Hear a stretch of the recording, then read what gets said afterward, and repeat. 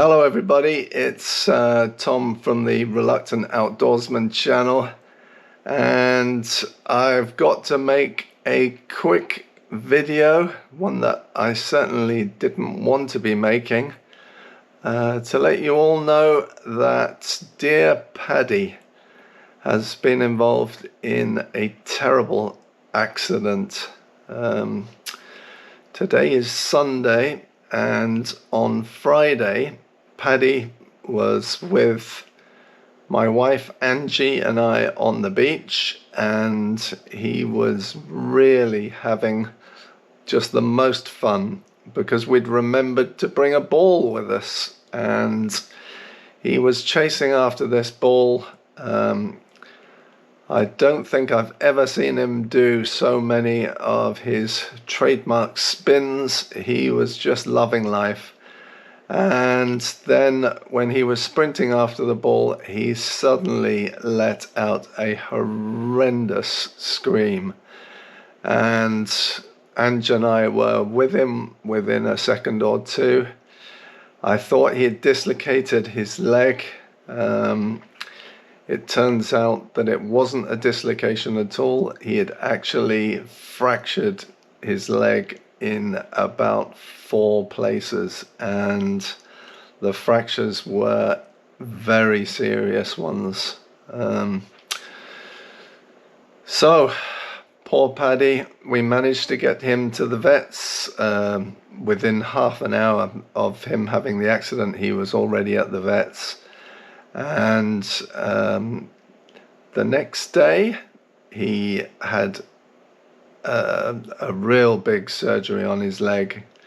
Let me tell you, I mean, there was a distinct possibility that he would lose his leg, and I think if he didn't have an underlying condition in both of his legs, then I think possibly they would have removed his leg. But Paddy, bless him, has apparently been suffering with something called humeral intercondylar fissures in both of his front legs. I'm trying to read as I speak to you here because I'm not a medical person and there's no way I'll remember this, but basically he has something called HIF, and the humeral condylar is a name given to the end of the bone at the top of the front leg. The humeral condyle or condylar, together with the 2 bones of the forearm, the radius and the ulna, makes up the elbow joint.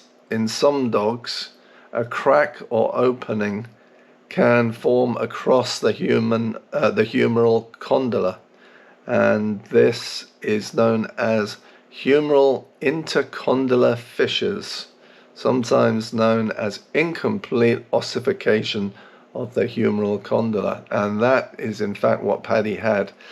So the real worry was that if he had his front left leg removed, the right leg might fracture as well. Apparently these fractures can occur in spaniels at any time. So if we put extra pressure on his right leg, then that could have fractured. So the vet went massively overboard to save his left leg. He was in surgery for over 4 hours, and hopefully the operation was a success. It would appear that it went as good as they could have possibly hoped.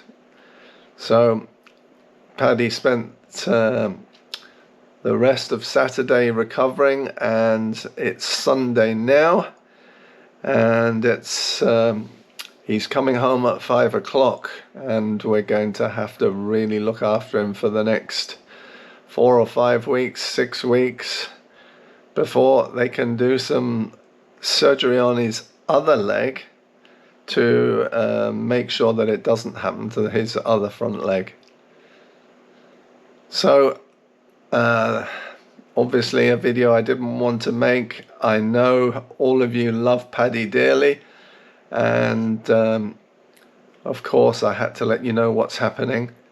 I will be going round to see him as soon as he comes out of the vets, and hopefully I'll get some footage, and hopefully he's not in too bad a state, the poor little fella. But he's had a very serious leg injury, and